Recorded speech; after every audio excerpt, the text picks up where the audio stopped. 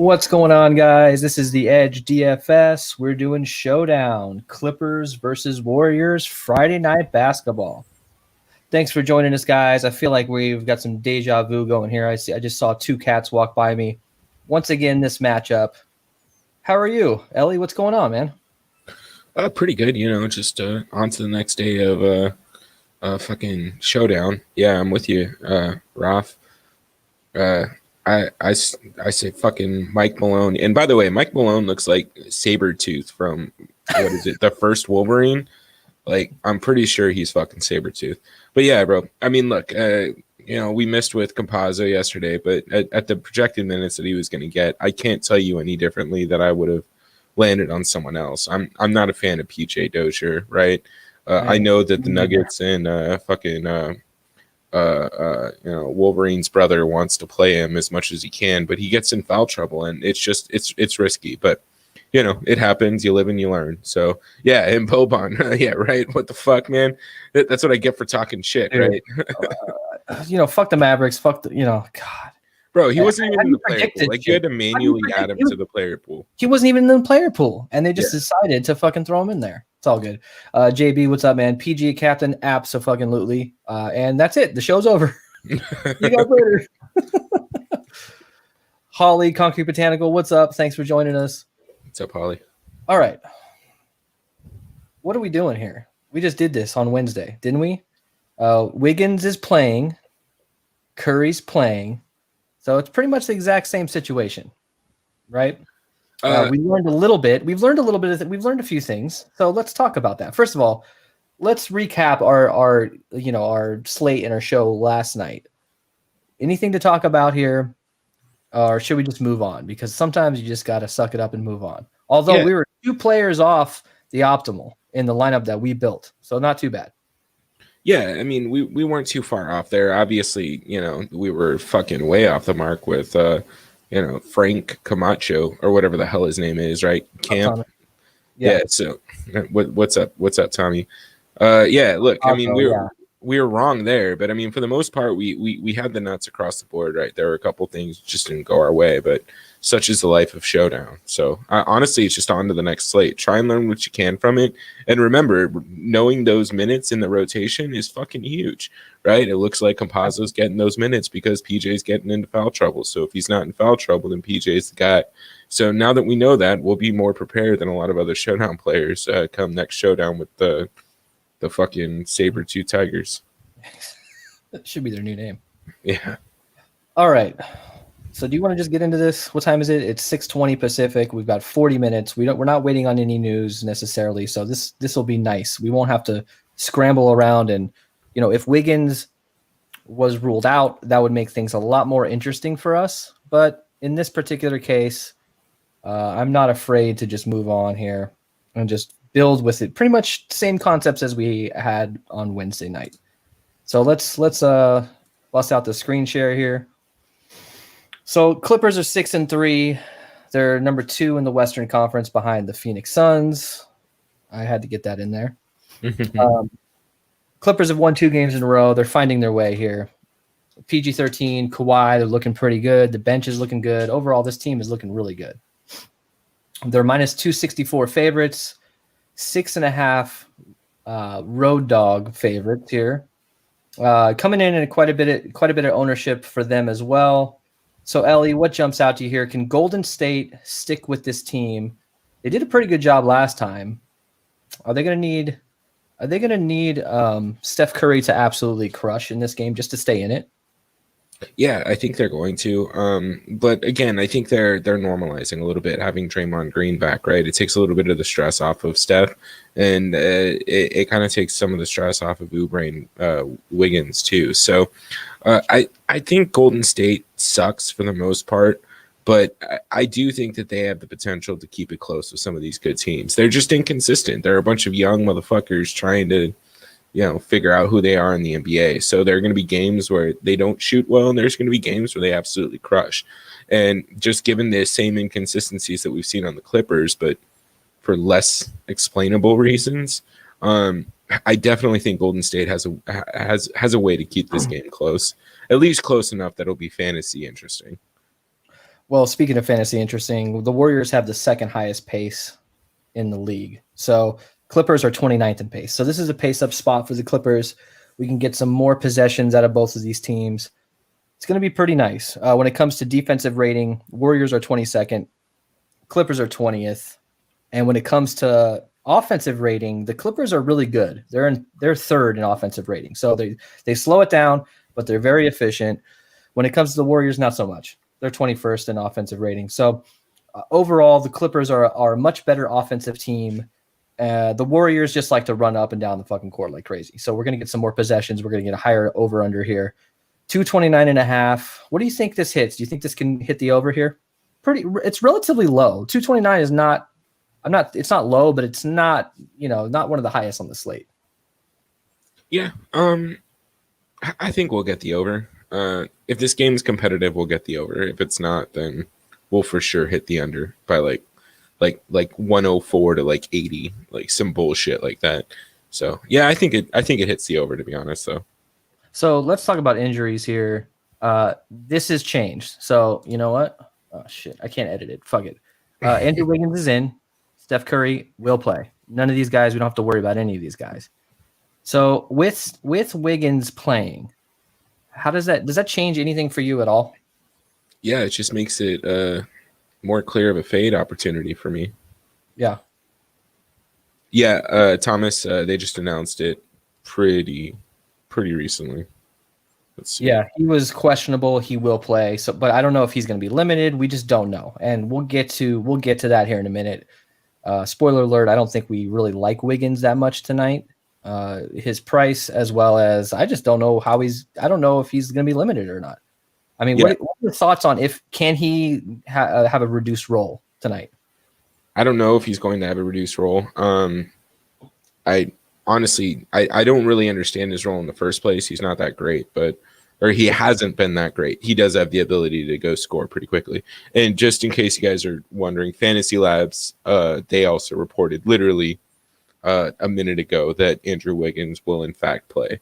Okay. So yeah, we're good. I think you can play him if you want. Curry bounces back big time. Yes. I hope so. Let's hope so. Yes. Curry plays well, and Curry has a relatively good game tonight. This should be an entertaining game. If not, turn it off at halftime. There's no point. All right, so let's move over to the starters here. No reason to really talk much about this. We know that Pat Bev, Paul George, Kawhi Leonard, Nicholas Batum, and Serge Ibaka will play. They're the starters. Steph Curry, Andrew Wiggins, Kelly Oubre, Draymond Green, James Wiseman. Nothing really to talk about here. Ever since Draymond Green has come back, he hasn't necessarily been the best fantasy producer. I think for Showdown, in one or two games this year, he's made a difference when it comes to fantasy points. But overall, just the way the team is playing, the fact that this team is 500 now, they're looking a little bit better. Draymond Green coming back has sort of changed the dynamic of this team, right? Do you agree? Yeah, I mean, I think they're a little bit tougher, obviously. Draymond Green is a pretty solid defensive player. And look, he's a coach out on the floor, so he can help some of these young guys get better. So, yeah, man, I think they're a different team, and they're a better team with Draymond Green. So our boy Pascal, I mean, it's hard, man. It's hard with him. We've seen no. I don't. Can he? Yes. Yeah, there you go. That's how you put it there. All right, let's get right into this breakdown. Break it down. All right. So we're going to move over to our Captain Crunch segment here. So we crunched out a shit ton of lineups with each captain, and these are the results. Now, one thing to keep in mind here, the ceilings and the floors are not adjusted. Fantasy Cruncher does not multiply the ceilings by 1.5x for the captains. So take this with a grain of salt when it comes to ceilings and floors. We all know that Kawhi, Paul George, and Curry are going to have the highest ceiling. So if you multiplied their actual ceiling and their actual floor by 1.5 and added it to this, they'd be much higher. We're going to adjust that. I made the adjustment for the NFL slate this weekend. It takes a little bit of time. Didn't have time today. But anyways, Ellie, when you see this, what jumps out to you based on high projected points, minutes, ownership? What jumps out to you here, and who do you want to avoid based on this graphic? I mean, look, my three captains. Actually, I'm probably only going to have two. I'm not interested in Kawhi at captain. I like Steph Curry. And honestly, this slide just makes me want to play more Paul George. More Paul George. Yeah, and look, I feel like he's just a great GPP play anyways. He's going to be a little bit of chalk. Everybody knows he has the high ceiling, but his ownership gets slightly docked because he'll pass to fucking nobody at times, right? So he's just he can be an inconsistent player, but he is a top 2 defender in the NBA, top 3 defender in the NBA. So you have the steals and blocks upside, and when he's on fire from the 3-point mark, there's really not much you can fucking do to stop him. So honestly, I think he might be my favorite. I don't even know if it's contrarian, but yeah, he might be my favorite captain that's not Kawhi or Steph.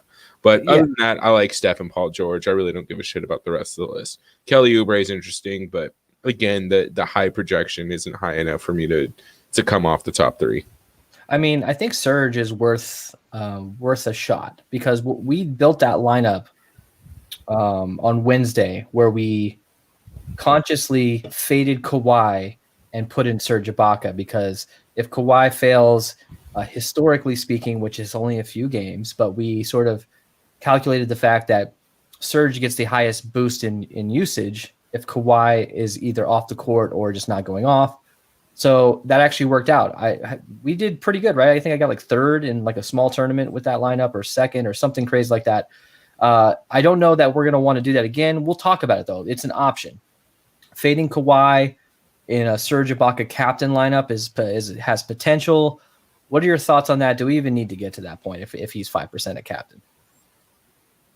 Yeah, I mean, look, I think he's definitely a viable play, but you really gotta think that he's going to come out and have pretty damn close to a ceiling game.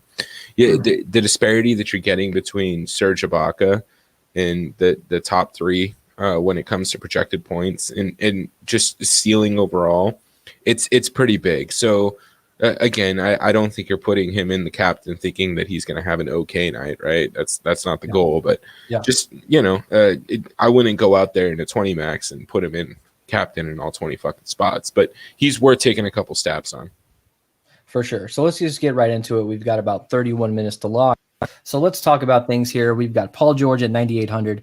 And once again, guys, this is sorted from top to bottom by projected points. So you see that Paul George is the highest projected, by a half point or something like that, over Kawhi. He's at 9,800. You're saving $800 with Kawhi at 10.6K. You got Steph Curry at 11K. This is the top tier. Maybe you can put Andrew Wiggins in there, but I'm going to consider this top tier here. Do we have to get every single one of these guys in every one of our lineups, whether it be captain or in the flex? Can we think about fading any one of these guys on a smaller scale, not across the board, but can we build some lineups without all 3 of these guys? Yeah, for sure. I think you can kind of rotate if you want to fade one of them. Look, you need to have minimum of 2 of 3.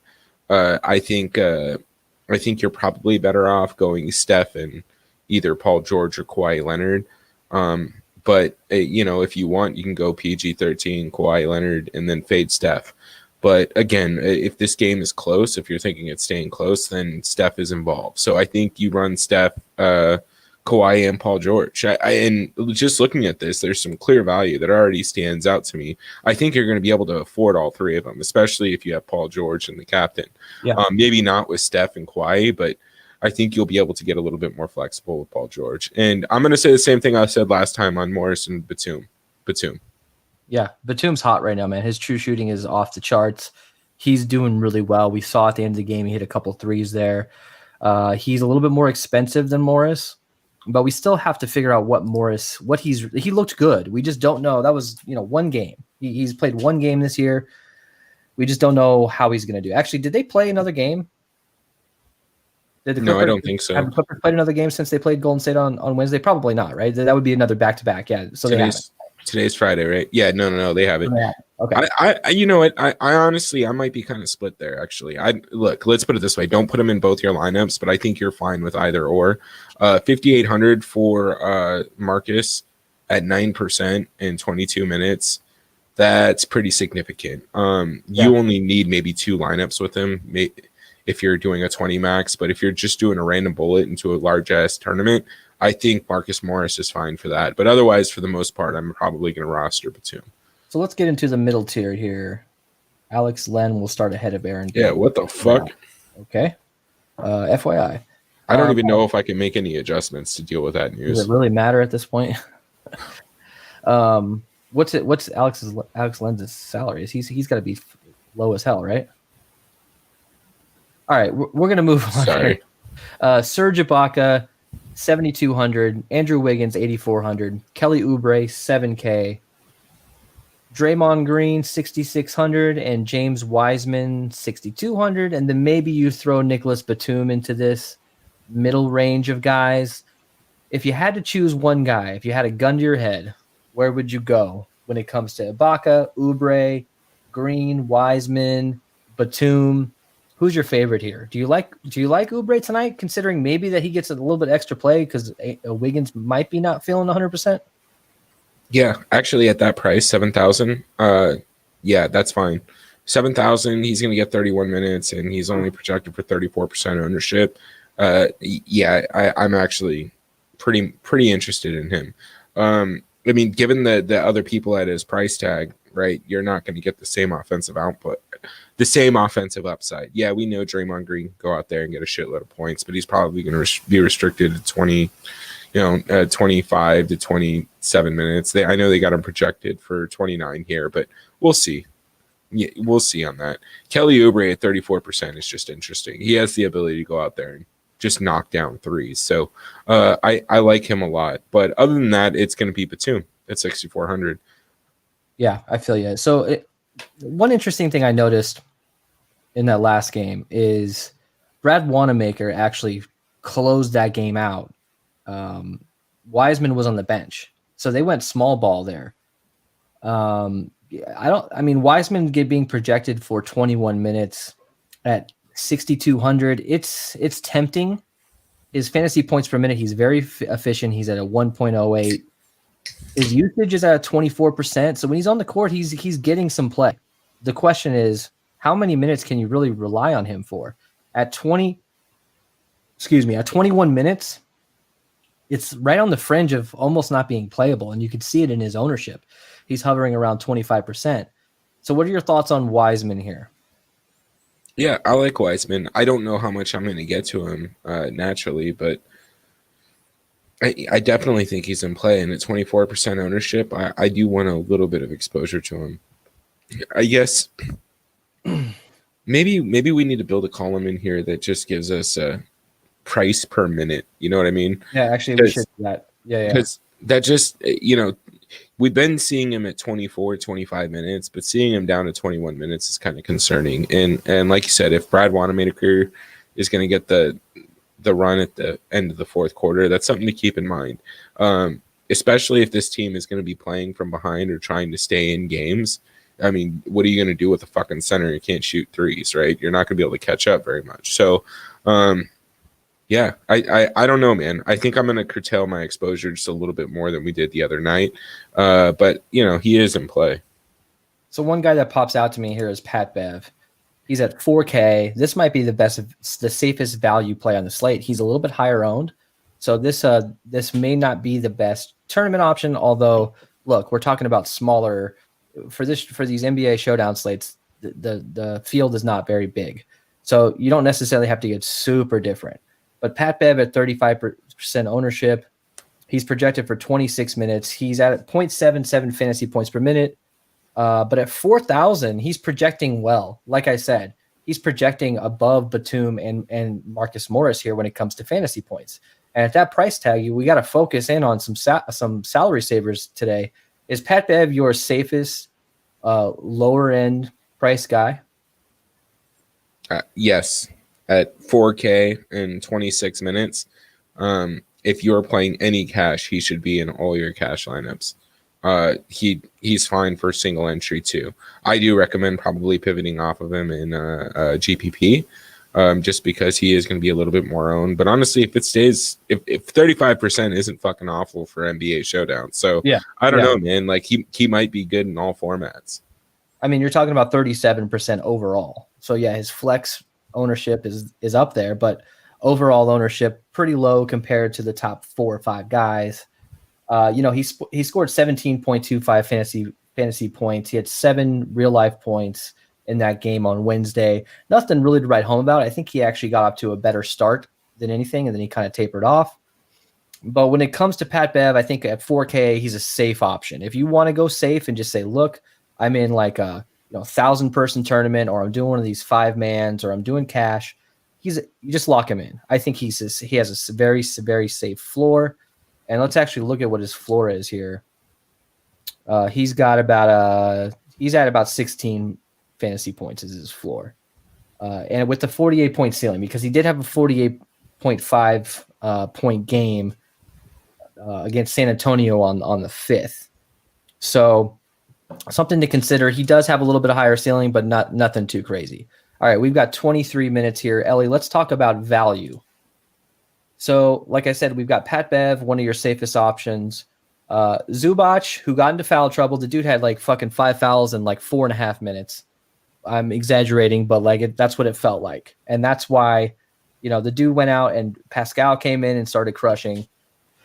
So let's talk about Pascal. He's 5,600. He's not projecting well. You see him down there. He's projected lower than Damian Lee or Kent Bazemore. But we're not worried about median projections for him. We're worried about the game that he comes out and absolutely crushes it. He's got 0.97 fantasy points per minute. His usage is right around 21, which is not bad considering he's on the court with Steph Curry and all the other starters sometimes. So can we get to Pascal today? Is he just a large field tournament play? I don't know, man. He's priced up a little bit more than I like to see. So that is kind of concerning to me. But I mean, if he's coming in again at 4% ownership, I don't think that's a bad flyer to take on, right? You're going to get damn near 1 fantasy point per minute, and he's probably going to play 20 minutes. They might give him extra run because he's heating up too. So he could end up 23, 24 minutes. So I don't think he's a terrible play. I'm not going to prioritize him, but I'm not going to be upset if I land on him. Look, it could go one of 2 ways. Like we could just be chasing. This is an opportunity. DFS players, we see it all the time. Dude goes off. Oh, we want some of that. And he fucking sits on the bench half the game and he scores, 5 fucking fantasy points. It's not likely to happen. I think he has a realistic floor of like 15 fantasy points, depending on how the game flow goes. But at that price tag of 5,600, I get the ownership. You see that bright green square by his ownership at 4%. I get it. I'm not afraid to play him in tournaments, and we will put him in some lineups today. But I'd rather get to Damian Lee at 3,400. If Wiggins at any point in this game is not feeling it, if he's off or whatever it may be, they're going to put Damian Lee in. Damian Lee is going to get some more run, and he's at 3,400. I like Kent Bazemore way more. So if you had to rank your top salary savers here on the low end, would you put Pat Bev up there, or would you say Bazemore, Lee, Wanamaker even? And look, we can even talk about Kevon Looney here. No, I think it's Bazemore, Pat Bev, and then probably Damian Lee / Kevon Looney. I think Kent Bazemore at 2,400 is just ridiculous. It's too cheap. I mean, right? They didn't even move him up. He got 19 minutes, and he was at 2,200. So they only raised his price by 2 minutes, or I'm sorry, by $200. And he closed out that game. So there's an opportunity where Steve Kerr says, this guy's on fire. Let's leave him in. We just don't know. It's definitely a flyer, but I like him at that price tag. Damian Lee as well. We saw him come in and actually get some decent run. Let's look at how he did in the last game. He was priced at 2,600, so he's up by $800 bucks now. But he came in and got 22 minutes, and he scored 16 fantasy points. So right now they have him projected. They have Damian Lee projected for 18 minutes. He got 22 last game. He got 20 the last game. So consider playing Lee. Like, I think 18 may be a little conservative. I think he can hit that 20 minute mark. And if he can, he's still a good play. He's an even better play. So, and can we talk about Wanamaker too? Like, there's like all the value to me is besides Lou Williams, I'm focusing all my value plays on Golden State and I'm rotating these guys in and out. Is that how you're going to handle this?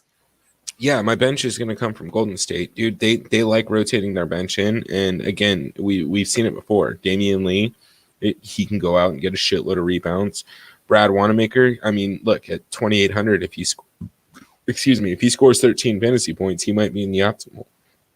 So I don't know, man. There's just too many options on the Golden State side not be interested in going there, and we all know where the usage is going to get funneled on the Clippers side, right? It's going to go through the top guys, and then if they're off the floor, it's going to Pat Bev or Lou Williams. Yeah, and Ralph Lee. I think he's a great play.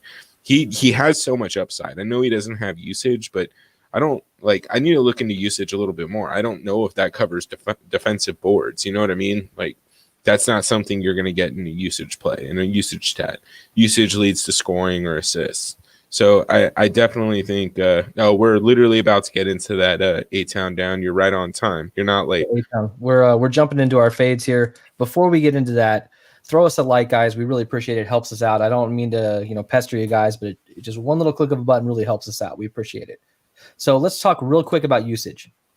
So what jumps out to you here? I mean, look, fucking Draymond Green. I almost need to double check my Excel spreadsheet here because that 9% usage, I mean, it makes sense. The dude's just a facilitator, barely touching the ball.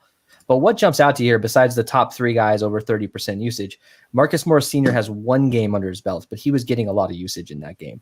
Was there anything else that jumps out to you here? I mean, look at Reggie Jackson. Can you get to Reggie Jackson? You probably can't because of his minutes.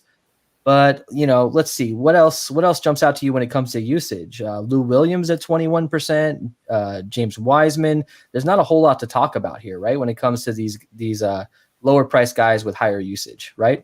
No, I mean, look, I think Eric Paschal is the one who stands out the most at 21%. I mean,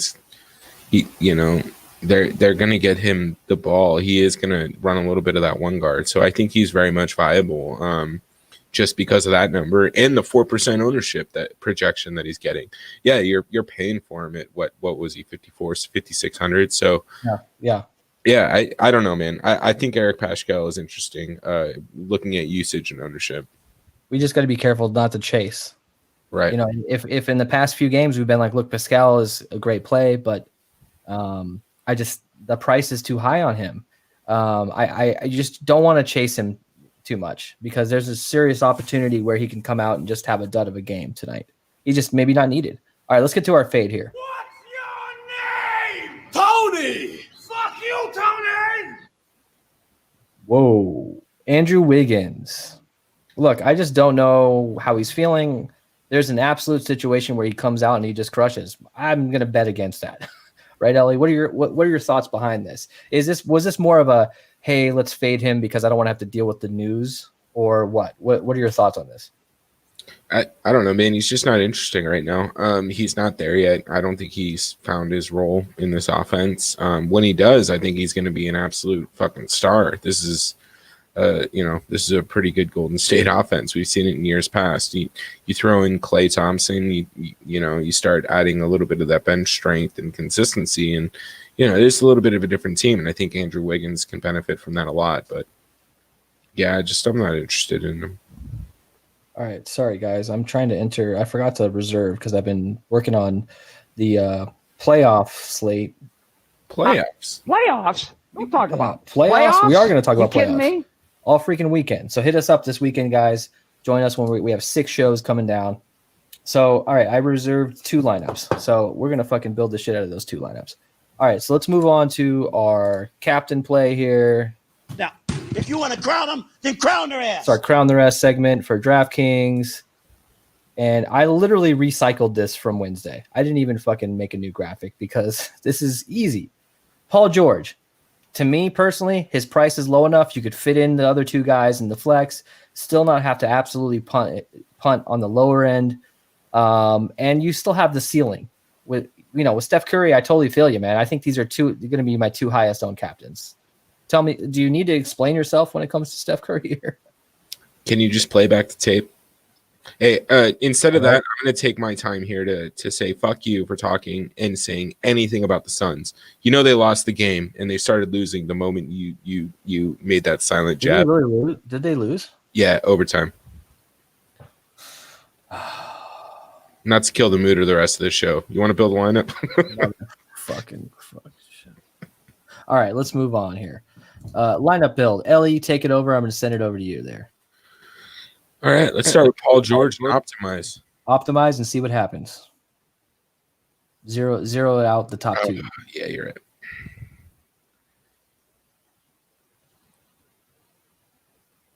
All right, so we're looking at 227 with him at captain. Is this? I got a cash game going. I'm just going to answer this. Bazemore, Beverly, Ibaka, Leonard, Curry. Yes, absolutely. Look, there might be some layover here, guys, on DraftKings. $50K to first, $15, 11,000 entries. They're short about 1,700 entries right now. I'm going to enter one here. I'm going to enter that one. Which contest? It's there could be some overlay. It's the $150,000 fadeaway 50K to first. It's $15. It's my birthday's coming up. I'll enter the fucking $15. Fuck it. Oh yeah, happy birthday, dude. 3 days. Paul George. Okay, so let's throw in. You know what, Bazemore. Here, I'm gonna bust out Fantasy Cruncher here, and hit us up in the chat, guys. If there's a captain you want to see us build with, let us know. Ceiling. No, I'm not playing fucking Reggie Jackson. Bazemore, Beverly. Is this Paul George, Bazemore, Beverly, Ibaka? Okay, interesting. So there's one that you could rotate out. The third highest ceiling out of all these lineups I crunched was with instead of Ibaka, you can put in Oubre. They're right around the same price. So, and that's a super high ceiling. So Leonard and Ibaka, that's fine. I'm not worried about that. Who else here? Kent Bazemore. I love it. Kent Bazemore. Let's hope he does anything here. Paul George, Kent Bazemore. Oh, Pat Bev. That's what we need. Okay, cool. All right.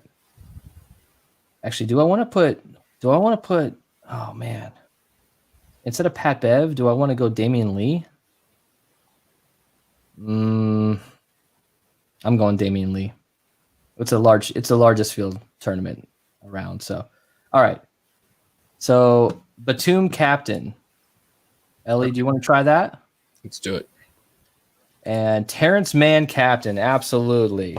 We've got a ceiling of 14 fantasy points. Let's try Batum. Why not? And then we'll do Curry, Leonard, and then we'll round it out with another Paul George lineup. And we'll really get into it.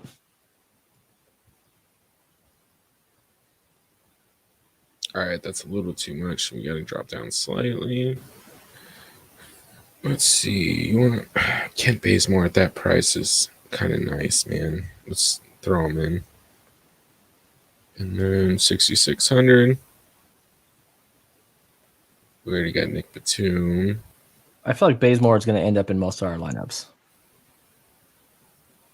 At that price, he doesn't scare me at that price. His GPP target is 24 fantasy points. I think he can get there. What do you got left? 6,600?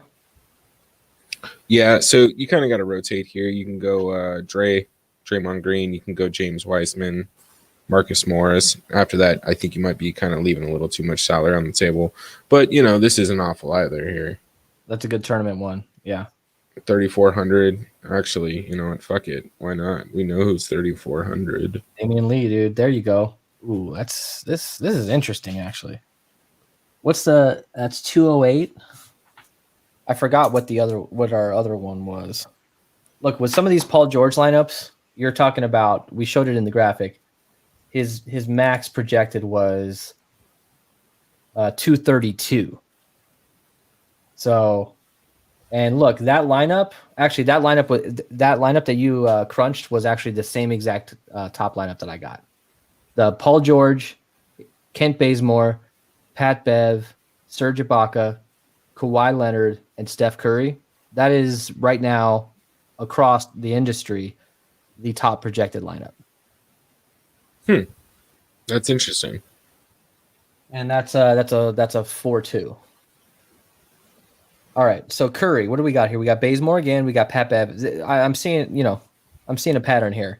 Pat Bev and Bazemore are going to be in a lot of these optimized lineups. They might be a little higher owned than we think they're going to be if they're just popping in every single lineup.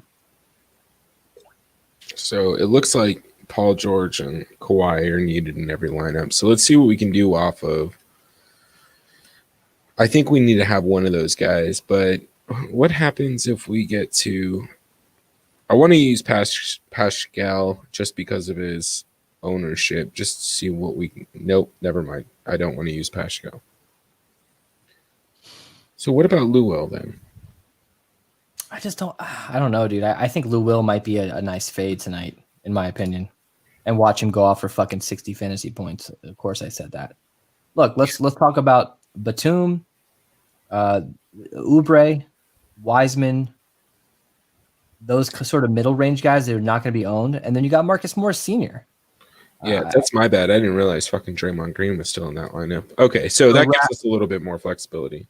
So Raph, my favorite lineup is just I'm going with the top optimal lineup that we did at the beginning. Like I said, it's Paul George, Pat Bev, Ibaka, Leonard, and then you got Bazemore, Curry. That's just, to me, that feels good for a not necessarily a large field. You can pivot off. Like I went Pascal instead of Pat Bev. All right, what do you got here? Looney, Beverly, Batum, Paul George. Do this. So this is a pretty cool Curry lineup. Let's go back to Paul George, right? We've got 7 minutes to lock. Paul George and the captain, and let's fade Kawhi like we did before. And let's just see what kind of lineups we can get if we decide to fade Kawhi.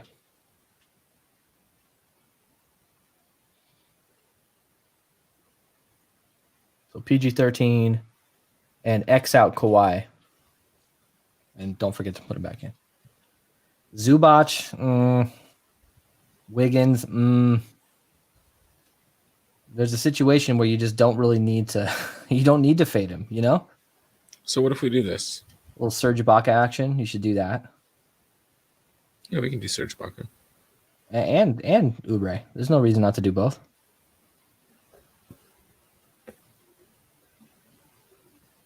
Okay, if you got rid of Pat Bev and went with Bazemore, could you get the best? Hold on. I don't know about that, but this isn't terrible. Ray Morris. Yeah. All right. Leave it here. Let me take a photo of that. I actually need to enter this real quick. In the ghetto. All right. My 750. I mean, we can look at this in a second. May as well answer it, but you may not need to get this crazy. Look, okay, so humor me. Take Morris out, take Beverly out, put Pascal in, and see if that's even possible. Okay, so Morris, Bev.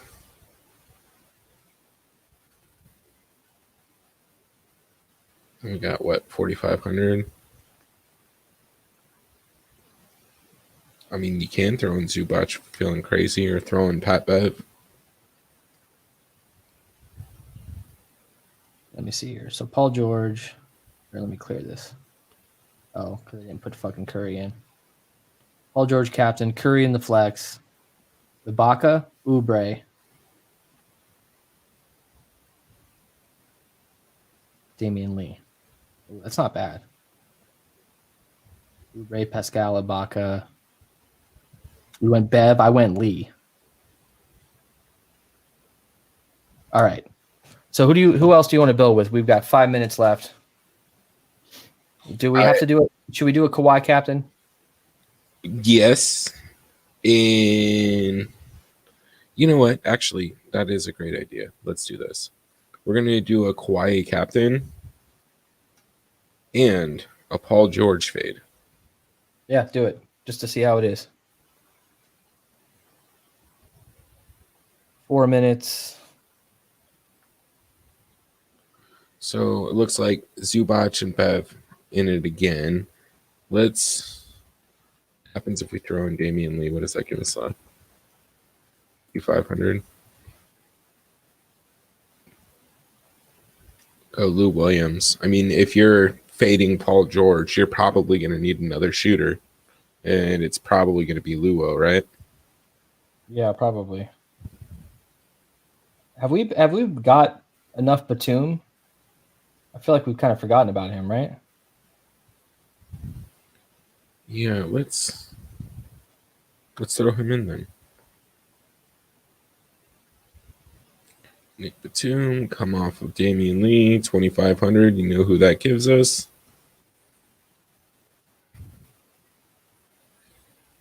I mean, I don't hate this lineup. Pretty good.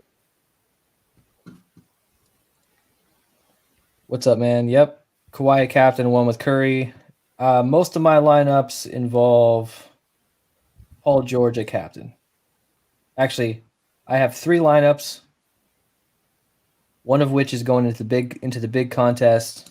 All of them are Paul George. I'm just differentiating from Paul George and the captain, trying to find the right combination. Ellie, what about you? Who's your highest exposed captain so far today? I think I'm even between Steph and Paul George right now, actually. You son of a bitch. I don't know why I did that. All right, 2 minutes, guys. 2 minutes. Let me check this big contest here and see if there's any overlay. A little bit. Is there? Not bad, like 700 entries. Could pay for some of the rake. All right, I'll switch back in just a second. I'm getting my last minute lineup in here. 2 minutes, guys. Thanks for joining us again. Stick around with us after lock. We're going to talk a little bit about the ownership, and then we'll send it off. This is our last show of the week for NBA. We're going to be doing 6 shows this weekend for NFL, so I think we're going to be a little busy with that.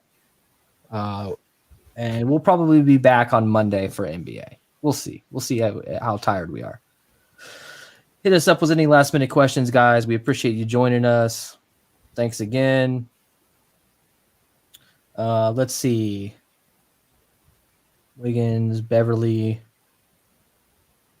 So, Ellie, when you're done with that, let me know how much Pascal do you have? Is it fucking Pascal or Pascal? Why am I fucking this guy's name? I'm fucking everybody's name up. It's Pascal, right? I'm pretty sure it's like Pascal. That's just a weird spelling. How much Pascal do you have? None, it looks like. Interesting. Yeah, I don't know, man. I'm just not feeling the chase right now. Yeah, I agree with you, man. I've got Oubre in every lineup. That scares me. Absolutely scares me. I've got one line without Kawhi, but I've got Paul George, Steph Curry, and Kawhi in every single lineup. Well, I just entered a $15 contest, so let's hope my fiance doesn't yell at me. I noticed a credit card payment go through like as I'm depositing, so like you know she's getting pissed.